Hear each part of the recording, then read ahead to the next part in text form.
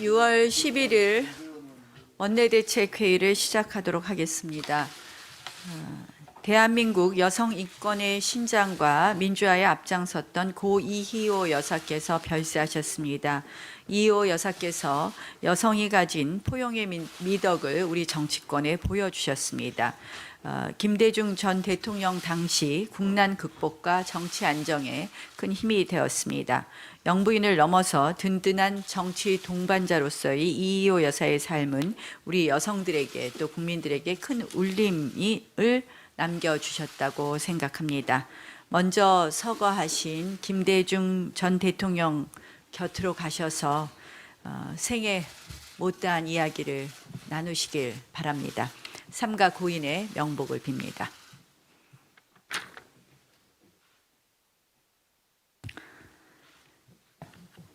어제 문재인 대통령이 이른바 좋은 말 언급을 했습니다. 어떤 의도에서 누구를 겨냥해서 그런 말을 했는지 굳이 별도의 설명이 필요 없을 것 같습니다.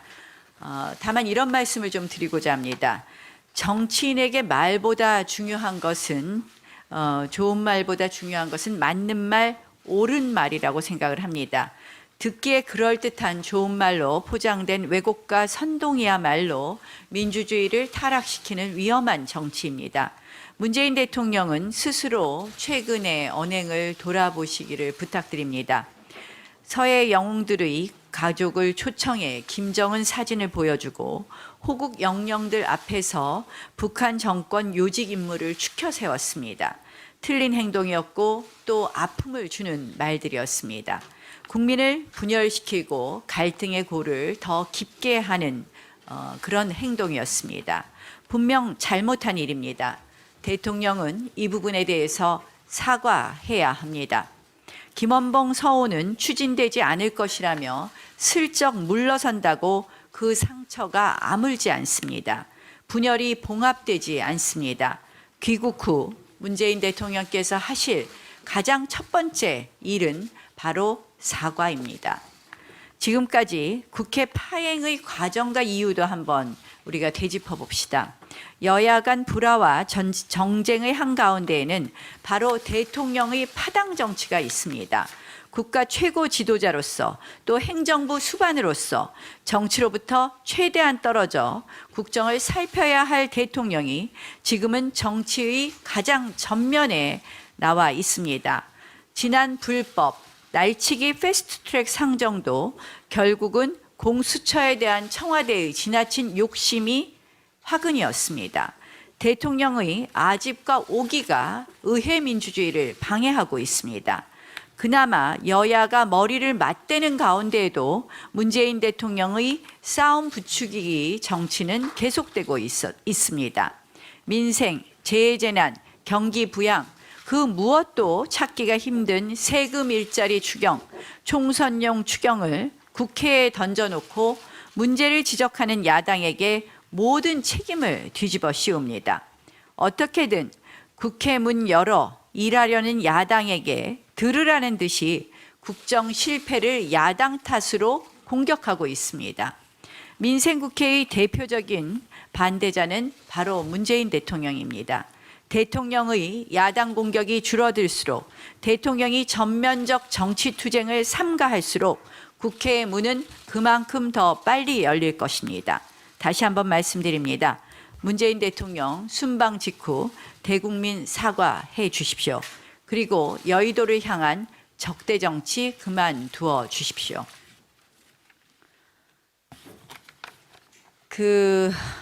대통령의 복심, 여당 선거 실세, 선거법 위반 실세가 선거법 위반 1심 유죄 판결을 받은 인물을 만났습니다. 선거 실세가 선거법 위반 실세를 만났죠. 선거 기획과 불법 선거 혐의의 묘한 콜라보입니다. 부정선거 논란을 증폭시키는 양정철 원장의 잘못된 만남이 계속되고 있습니다. 정치권과 국민의 거센 비판에도 불구하고 보란 듯이 광폭행보, 아니 난폭행보를 계속하고 있습니다. 서훈 국정원장 미래로 관건 선거의 진한 냄새를 풍기더니 주요 지자체장들을 만나러 다니면서 지자체 연구기관마저 동원하는 의혹을 야기했습니다. 그러더니 이번에는 드루킹 사건의 몸통으로 의심되는 여론조작 혐의자 김경수 지사를 만났습니다. 총선의 밑그림을 그리겠다는 양정철 원장이 댓글 밑작업과 연루된 의혹을 받는 실세를 만난 것입니다. 지금 떠오르는 것은 바로 조작선거입니다. 국민의 따가운 시선도 깊은 의구심도 민주연구원장이라는 높은 자리에서는 느껴지지 않나 봅니다. 민심을 듣기에는 문심에 너무 가까운 자리가 민주연구원장 자리인가요? 국정원이 물어다주는 정보를 받고 지자체가 만들어주는 공약 받고 이제 매크로까지 받아서 선거를 치르겠다는 것인지 부정선거의 먹구름이 우리 사회에 들이우고 있습니다. 우리 당은 관건선거, 조작선거 TF를 구성하겠습니다. 여당의 불법선거 획책 시도를 막아내겠습니다. 지난 서훈 국정원장과의 미래의 경우에 그 실체적 진실을 밝혀서 국가정보원이 민주당 선거정보원으로 전락하지 못하게 막겠습니다. 서훈 원장은 반드시 국민의 물음에 답해야 할 것입니다. 또 관건선거 논란을 해소하기 위해서도 그 자리에서 물러나야 합니다. 또 각 여당 소속 지자체 연구기관이 민주당의 공약 작성팀으로 동원되지 않도록 철저하게 저희 감시하겠습니다.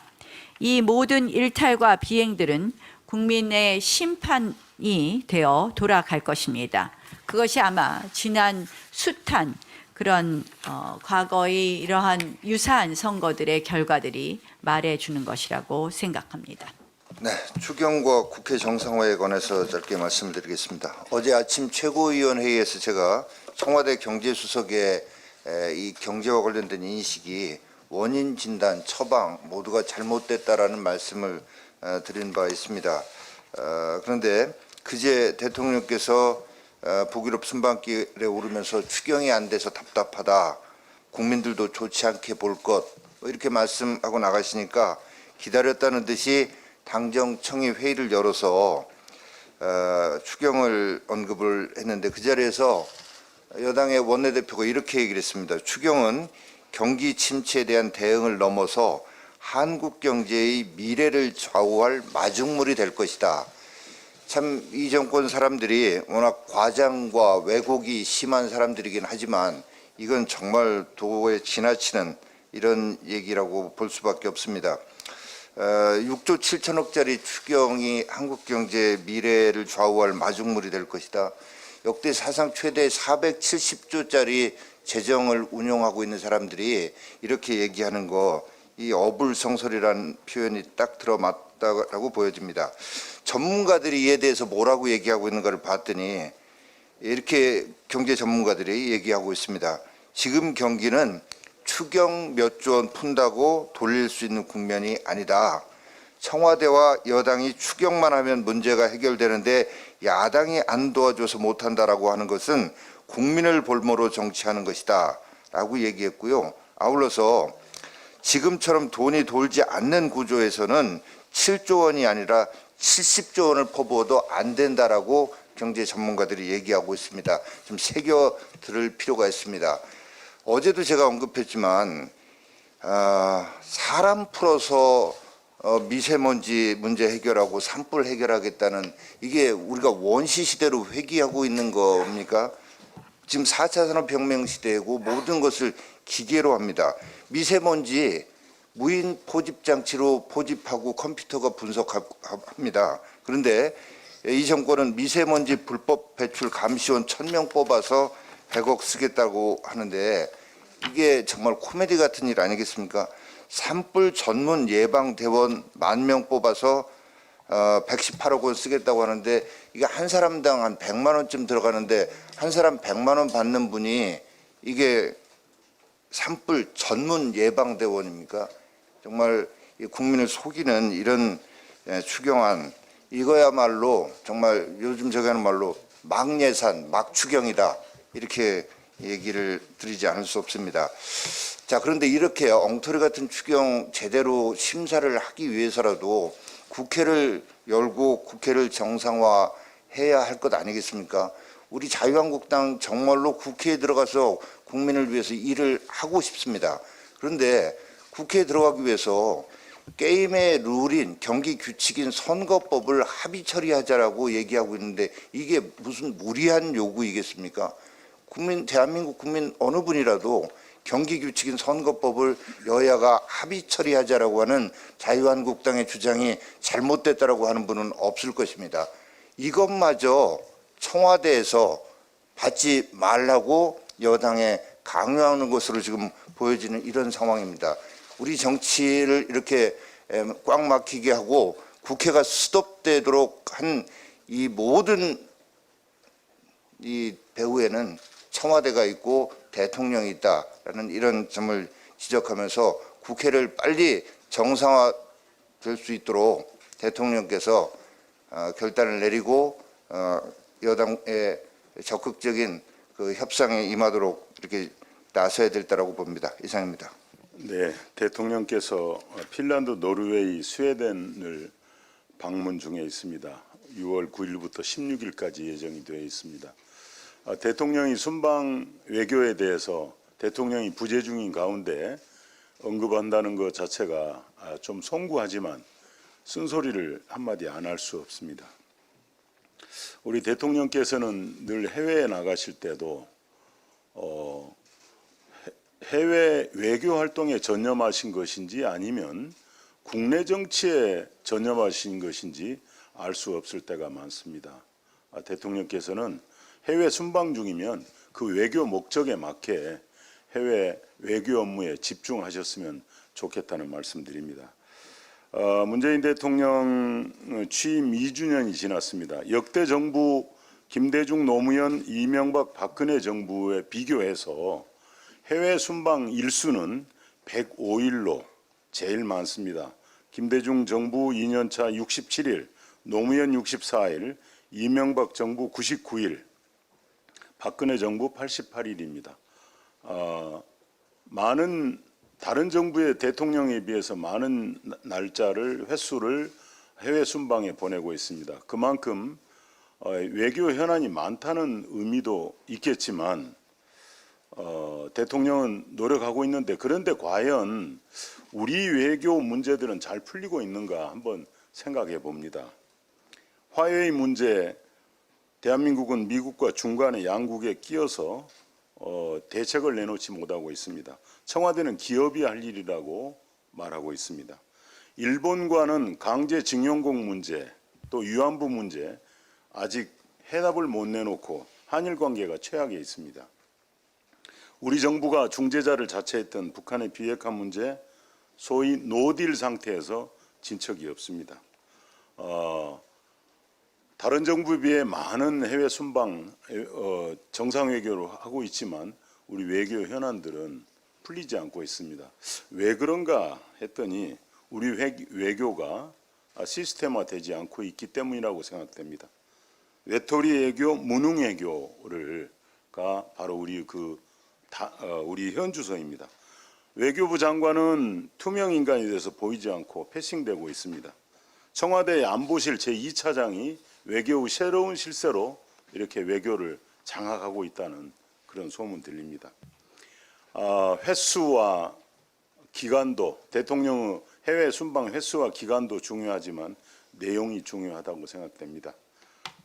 자주 나가시기보다는 외교 시스템을 바꾸는 그런 정상 외교가 돼야 되겠다. 그리고 외교 현장에 해외에 나가시면 외교 현안에 집중하시고 국내 정치에 대한 언급을 자제하시면 좋겠다는 생각입니다. 대통령은 순방 중에도 국내 이슈에 대해서 신속하게 대응한 사례가 많습니다. 인도 방문 중에는 기무사령관 계엄령 문건을 조사해라고 이렇게 하셨는가 하면, 또 개헌안도 전자결제로 이렇게 발의하셨습니다.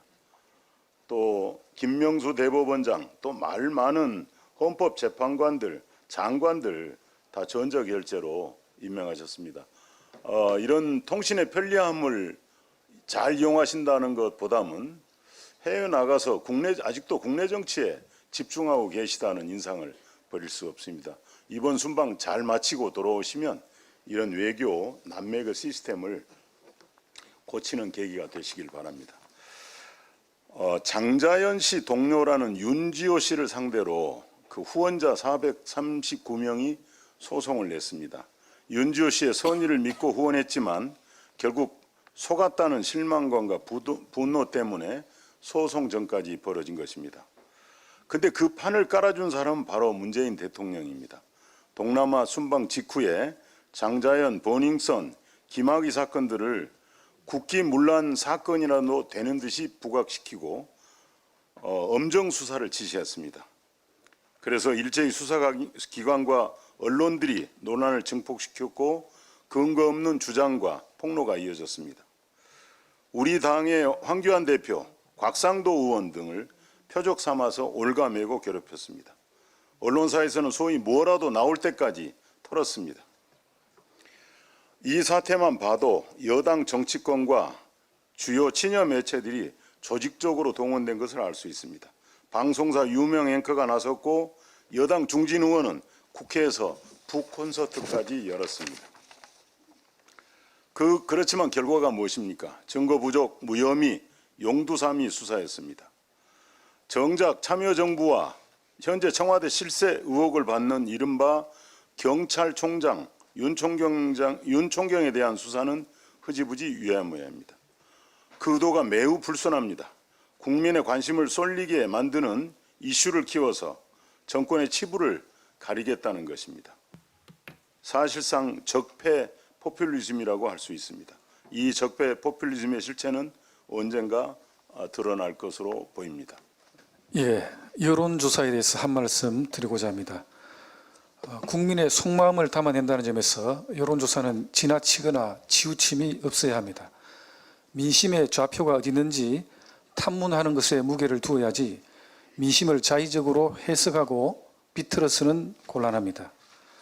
어제 모 일간지에서 자체 여론조사 결과를 크게 다루었습니다. 총선 지역구 민주당, 비례대표는 한국당 찍겠다.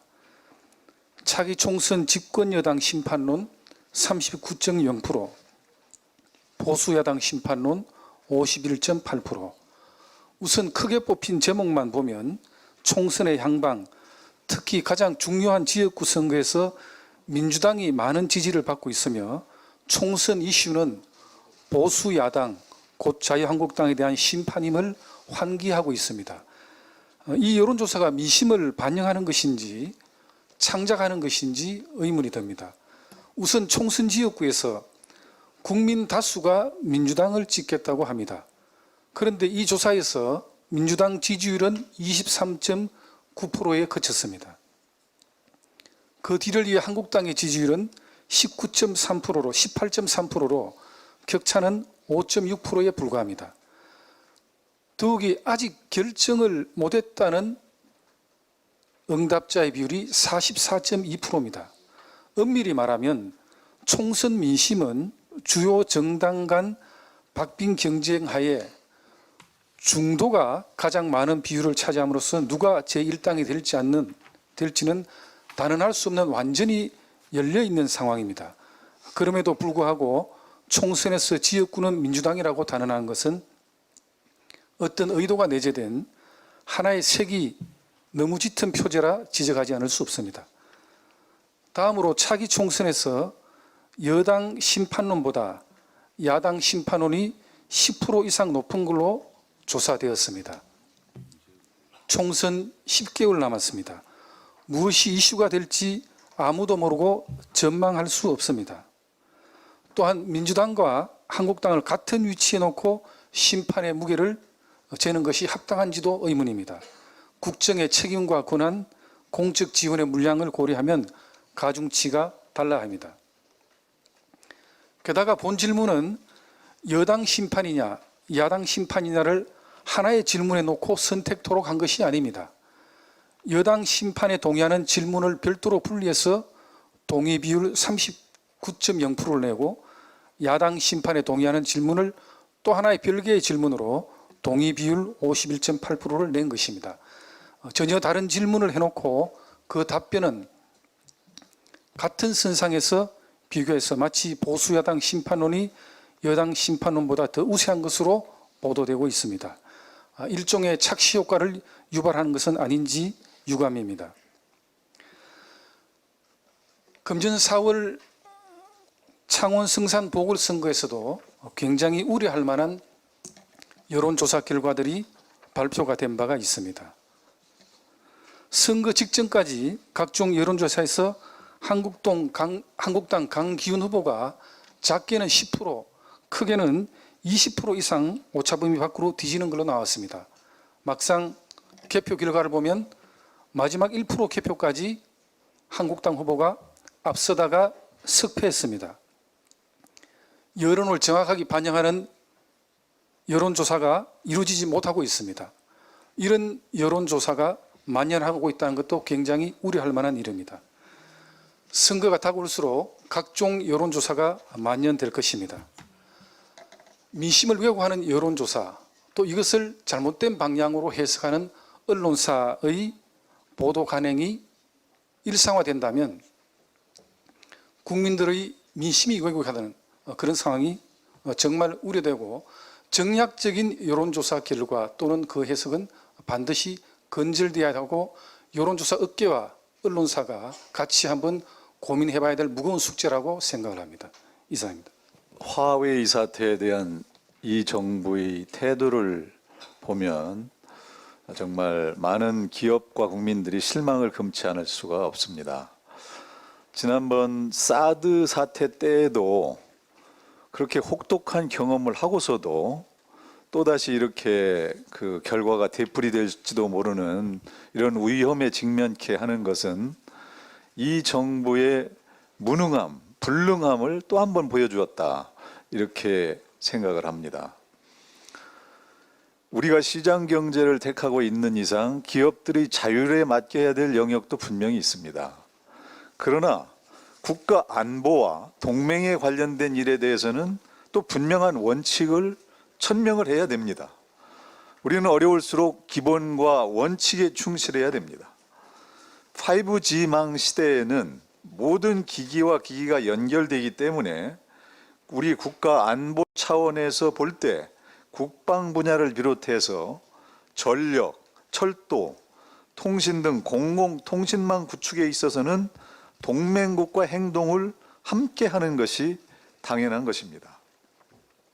정부가 안보와 국익을 위해 분명한 원칙을 정하고 미중 양국을 향해 우리 입장을 흔들림 없이 설득해 나갈 때 비로소 우리 기업들은 정부와 시장을 믿고 역량을 발휘해서 이 위기를 지혜롭게 헤쳐나갈 수 있으리라고 생각을 합니다. 최근에 우리 중소 중견기업들 경영인들을 만나면 가업 상속 공제 제도 때문에 걱정이 대단히 많습니다. 오늘 당정이 협의를 통해서 개편안을 발표한다고 하는데 개편안의 내용이 기업들이 기대에 크게 못 미쳐서 걱정이 많습니다. 가장 중요한 것은 공제세액의 기준이 되는 매출액을 확대해야 되는데 그것은 그대로 두고 주변만 개선하겠다, 이렇게 하고 있는데 있습니다. 지금 국회에는 이러한 것을 가업승계 대상 기업 확대를 위한 매출액 기준 상향 입법안이 발의되어 있습니다. 야당 의원도 발의되어 있고 여당 의원도 발의했습니다. 이런 것에도 미치지 못하는 당정 협의가 과연 어떤 의미가 있는지 이해가 되지 않습니다.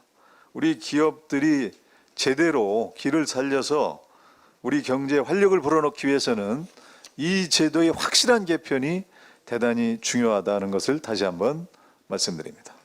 후쿠시마 원전 사고로 원전을 포기했던 일본이 다시 원전 브레인을 육성하고 원전 생태계를 되살리기 위해서 관계부처 합동의 회의체를 신설하고 한다고 합니다.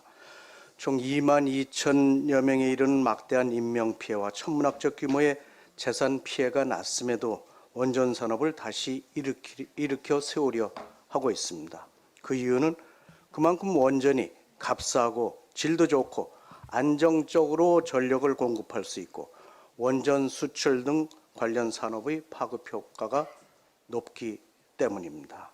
일본뿐만 아니라 탈원전 선언했던 나라들도 정책 전환을 추진하고 있습니다. 프랑스도 원전 비중을 2025년까지 75%에서 50%로 낮추려 하다가 10년이나 연기했고, 또 영국은 원전 비중을 2010년 16%에서 지난해 21%로 오히려 높였습니다. 대만은 국민투표를 통해 탈원전 정책을 전면 철회했습니다. 그런데 문재인 정부는 일본 또 세계적인 추세와 정반대의 길을 걷고 있습니다. 60년 동안 피땀 흘려 쌓아온 독자적인 세계 최고 원전 기술을 보유하고 있는 원전 산업을 정부의 성급하고 무책임한 결정으로 한순간에 무너뜨리고 있습니다. 이렇게 우리의 원전 산업을 버리는 것은 어떤 핑계를 대든 국가적인 자해 행위입니다. 한 말씀 더 드리겠습니다.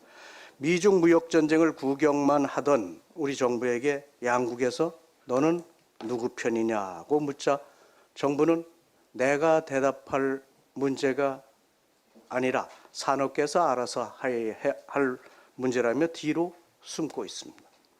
세계 각국이 자국의 이해관계를 고려해서 방향을 정하고 산업계를 이끌어가고 있는데 우리나라 정부만 꼭꼭 숨어 있습니다. 우리나라 이해관계도 충분히 검토해보지도 않았습니다. 그동안 완장차고 이념적 소주성 실험과 계속 이어지는 조사, 수사 등으로 기업의 숨통을 옥죄더니 막상 필요할 때는 숨고 있는 참으로 무능하고 비겁한 정부입니다. 산업계에서는 정부는 간섭하지 말고 기업을 그냥 내버려두라고 합니다. 이 정부는 대한민국 산업 발전에 해만 끼치는 정부입니다.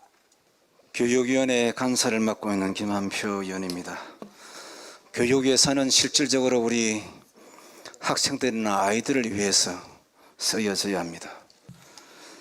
그런데 최근 방송인 김재동 씨의 고익 강연료가 우리 아이들을 위해서 쓰라고 우리 교육부에서 마련한 풀뿌리 교육자치 협력체계 구축 지원 사업에 나와 있는 돈을 가지고 지불하겠다 그렇게 했던 것입니다. 제가 처음에 이렇게 많은 강연료를 어떻게 어디에서 가져올까 참 궁금하게 생각했는데 언론을 통해서 보도된 바에 의하면 이게 바로 여기에서 지불됐다는 거예요. 정말 이렇게 돼야 되는 겁니까?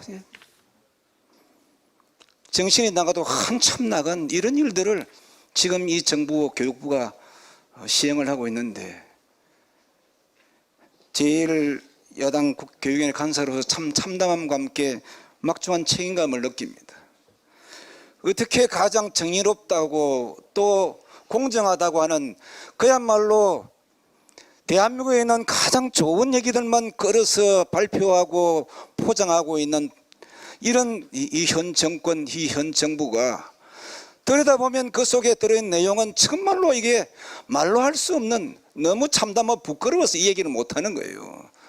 기껏 해봐야 30만 원, 50만 원 정도 강연료인데 대한민국 특급 강연료 해봐야 300만 원에서 500만 원인데 어떻게 이 김재동 씨한테는 1,500만 원, 550만 원이란 이런 강연료를 지급할지 정말 이거 말이 안 되는 말을 할 수가 없는 거예요. 우리 교육부에 철저하게 감사해서 또 교육부 감사가 미진하면은 감사한 감사도 해야 되거든. 단 한 푼, 단 1원이라도 우리 아이들의 미래를 위한 투자, 이건 손대지 말아야 되는 거예요. 이런 거 가지고 장난치지 말아야 되는 거예요. 정신 똑바로 차려야 될 겁니다. 이상입니다. 그런데 감사원 전체를 분위기를 보니까 감사원 안팎에서 이번 감사에 대해서 뭉개기로 넘어간다는 그런 말들이 벌써 나오고 있습니다. 그래서 다시 한번 말씀드립니다. 이번 이 서울교통공사 채용비리 관련해서는 작년 우리 국회 행안위에서 저희 당에서 여러 가지 서울교통공사의 정규직 전환 과정에 상당한 부정이 있었다, 이런 정황과 증거들을 제출했었습니다. 그리고 국민의 지대한 관심이 있었습니다. 그래서 감사원도 공익감사 요청을 받아들여서 작년 10월 30일자 보도자료를 통해서 공익감사를 착수한다고 했습니다. 그래서 서울교통공사를 비롯해서 인천국제공항공사, 한국토지주택공사, 또 한전 KPS, 또 한국산업인력공단 등 4개 기관도 감사 대상으로 선정되었습니다. 이에 감사원은 작년 12월 3일부터 금년 2월 1일까지 실지감사를 끝냈습니다. 실지감사가 끝나면은 130일 안에 이것을 발표하는 겁니다. 그런데 저희들이 감사원에 확인한 바에 의하면은 아직 감사위원회 해부 일자조차도 확정짓지 못하고 있습니다.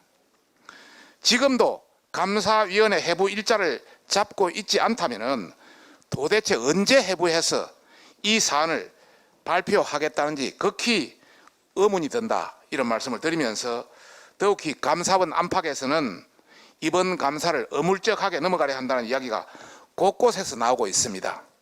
저희들이 이러한 이야기가 나오는 배경을 한번 분석해 봤습니다. 우선 첫 번째는 박은순 서울시장이라는 여건의 강력한 차기 주자와 연계되어 있기 때문에 감사원이 눈치 보는 거 아니냐는 것이 첫 번째입니다. 두 번째는 현 정권이 추진하는 공공기관의 그 비정규직 제로화 과정, 이걸 감사하다 보니까 곳곳에서 부정과 부작용이 많이 나오고 있다. 그래서 감사원이 정치적 부담을 상당히 안고 있기 때문에 못하고 있는 것 아니냐, 이렇게 저희들은 추정하고 있습니다. 감사원의 이번 공익감사는 어물쩍하게 넘어가서는 안 됩니다. 그리고 시간 끌기 해서는 안 됩니다. 국민적 의혹을 키워서도 안 됩니다. 그리고 국민을 배신해서도 안 됩니다. 이런 차원에서 감사원은 정치적 판단 없이 본연의 임무에 충실해야 하고, 그리고 조속히 국민들에게 밝혀야 할 것입니다. 이상입니다. 지금 뭐 박성중 의원님께서 잘 지적하셨는데, 지금 감사원이 감사원의 기능을 제대로 하지 않고 있습니다. 우리 감사원을 감사해야 될 판인데요. 이 문다혜 씨 건에 대해서는 감사원 감사 청구 기각을 했고, 지금 고용세습 부분에 대해서는 지금 뭉개고 있습니다. 그런데 이 고용세습에 대해서는 우리가 국정조사를 하기로 했는데 민주당에서 이 회의를 열지 않고 있습니다. 이 민주당이 떳떳하다면 국정조사 계획서 채택 하루빨리 해야 된다는 점을 다시 한번 강조합니다. 오늘 그 의장께서 이 추경 말씀하셨는데, 지금 민주당이 이번 국회에 대해서 열어야 된다면서 추경 이야기하고 있습니다. 그리고 문재인 대통령도 계속 이제 문재인 대통령과 여권은 모두 추경 탓을 하고 있습니다.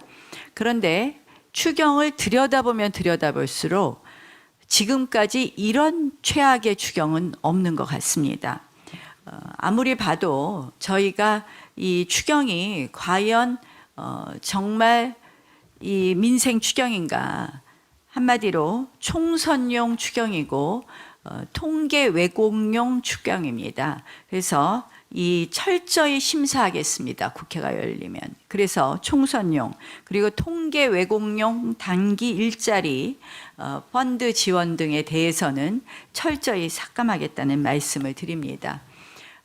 그리고는 지금 이제 이제는 경제 챙기는 신용하면서 이 법안에 대해서 이것저것 고치겠다고 하는데 기본적인 방향을 보면 언발의 오줌 누기 격입니다. 이 근로시간 단축 부분도 지금 6개월 이하 탄력 근로제 단위 기간 연장 부분도 6개월 이야기하고 있습니다. 이것은 저희가 환노에서 앞으로 이미자 의원님이 심사하시겠지만 우리 당이 정한 입장은 이 1년은 되어야 된다는 것이고 그다음에 탄력 근로제 단위 기간 단위 기간의 예외 업종의 확대 부분도 검토해야 된다는 것입니다. 가업 승계도 마찬가지입니다. 실질적으로 기간 또 그리고 이 매출의 규모 이런 부분에 있어서 조정이 필요하다는 말씀을 드리고 이런 언발의 오줌 누기 법안 개정으로 대한민국 경제가 좋아질 수 없다. 근본적인 대책의 전환 그리고 시각의 전환을 다시 한번 촉구합니다. 제가 어제 그 국가기후환경회의에 참석했습니다. 우리 당에서 추천한 위원의 자격으로 참석을 했습니다. 국가기후환경회의는 그 반기문 위원장을 위원장으로 해서 대통령 그 산하에 이번에 미세먼지 대책을 마련하기 위해서 설치한 그 특별 기구입니다. 그래서 제가 갔더니 어제 처음 참석을 했었습니다. 이것이 2차 국가기후환경회의였었고요. 그리고 향후 일정을 보니까 정부의 정책 제안하는 것이 9월 넷째 주입니다. 그리고 9월 둘째 주에 국민대토론회를 마치고 9월 둘째 주와 셋째 주 사이에 한 번 더 회의가 있습니다. 그런데 그때가 아마 국정감사가 진행 중일 가능성이 크기 때문에 참석할 수 없다 그렇게 말씀드리고 어제가 사실은 처음이자 마지막 참석이었던 것 같습니다. 그런데 이 국가기후환경회의가 미세먼지 대책이라는 큰 주제를 가지고 구성하고 또 엄청난 인력을 지금 쏟아부어서 시작을 하고 있는데 그 향후 일정을 보니까 지난 6월 9일 날 1차 국민 대토론회를 하고 그 다음에 전문가 컨퍼런스가 2번 있고 국민참여단 수기, 여론조사, 국민참여단 수기, 국민대토론회 이렇게 해서 이게 대부분은 전문가라기보다는 국민대토론회라든가 그 국민참여단의 정책 수기를 통해서 정책 제안을 하는 것으로 되어 있습니다. 예컨대 국민 정책 참여단은 향후에 이제 어떻게 그러면 이 정책 제안을 할 것인가를 보면 토론회를 통해 수렴된 국민 제안은 전문위원회 검토, 분석, 지역 산업 협의체 검토, 국민정책 참여단 수비와 제2차 국민대토론회 그리고 9월 중 국가기후환경회의 심의를 거쳐 정책 의제로 확정해서 정부에 공식 제안한다는 것인데 정부에 공식 제안하는 그 안건은 결국은 그 국민대토론을 통해서 나온 그 국민들이 이 각계각층의 그 정책 제안을 그것을 토대로 해서 여론조사도 하고 정책 제안으로 하겠다는 것입니다. 그렇기 때문에 국민대토론회가 2번 그리고 그 국민정책참여단의 수기가 2번 그리고 전문위원회는 각각 2번 이렇게 정리가 되어 있습니다. 국민정책참여단은 각계각층의 그 국민 대표성을 확보를 하기 위해서 20대에서 60대 사이 지역을 고려해서 무작위 추출해서 전화로 희망자를 선정해서 만든 그런 501명의 국민참여단입니다. 저는 그래서 한번 어제 제 발언할 기회가 있어서 이런 말씀을 드렸습니다.